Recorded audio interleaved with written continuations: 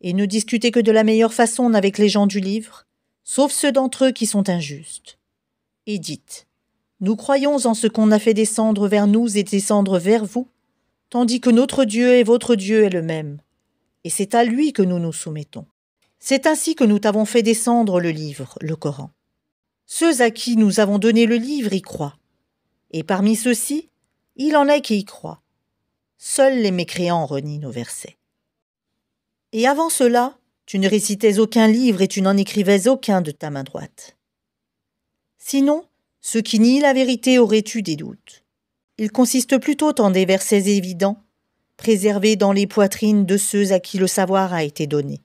Et seuls les injustes renient nos versets. Et ils dirent, pourquoi n'a-t-on pas fait descendre sur lui des prodiges de la part de son Seigneur ? Dis, les prodiges sont auprès d'Allah. Moi, je ne suis qu'un avertisseur bien clair. Ne leur suffit-il donc point que nous ayons fait descendre sur toi le livre et qu'il leur soit récité ? Il y a assurément là une miséricorde et un rappel pour des gens qui croient. Dis, Allah suffit comme témoin entre moi et vous. Il sait ce qui est dans les cieux et la terre. Et quant à ceux qui croient au faux et ne croient pas en Allah, ceux-là seront les perdants. Et il te demande de hâter la venue du châtiment. S'il n'y avait pas eu un terme fixé, le châtiment leur serait certes venu. Et assurément, il leur viendra soudain, sans qu'ils en aient conscience. Il te demande de hâter la venue du châtiment, tandis que l'enfer cerne les mécréants de toutes parts. Le jour où le châtiment les enveloppera d'en haut et sous leurs pieds.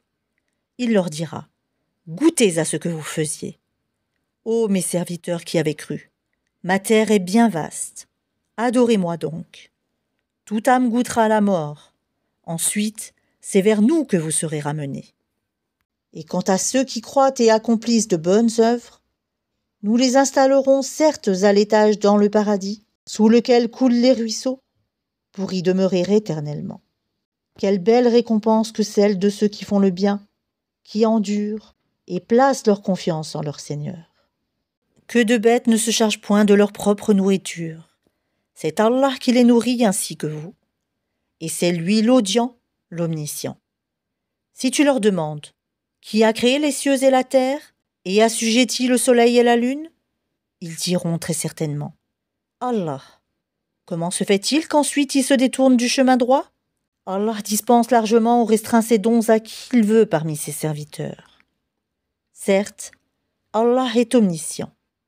Si tu leur demandes, qui a fait descendre du ciel une eau avec laquelle il fit revivre la terre après sa mort ? Ils diront très certainement, Allah. Dis, louange à Allah, mais la plupart d'entre eux ne raisonnent pas. Cette vie d'ici-bas n'est qu'amusement et jeu. La demeure de l'au-delà est assurément la vraie vie, s'ils savaient.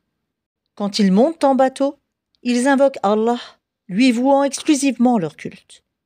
Une fois qu'il les a sauvés, des dangers de la mer en les ramenant, sur la terre ferme, voilà qu'ils lui donnent des associés. Qu'ils nient ce que nous leur avons donné et jouissent des biens de ce monde. Ils sauront bientôt. Ne voient-ils pas que vraiment nous avons fait un sanctuaire sûr, la Mecque, alors que tout autour d'eux on enlève les gens ? Croiront-ils donc au faux et nieront-ils les bienfaits d'Allah ? Et quel pire injuste que celui qui invente un mensonge contre Allah, ou qui dément la vérité quand elle lui parvient ? N'est-ce pas dans l'enfer une demeure pour les mécréants ? Et quant à ceux qui luttent pour notre cause, nous les guiderons certes sur nos sentiers. Allah est en vérité avec les bienfaisants.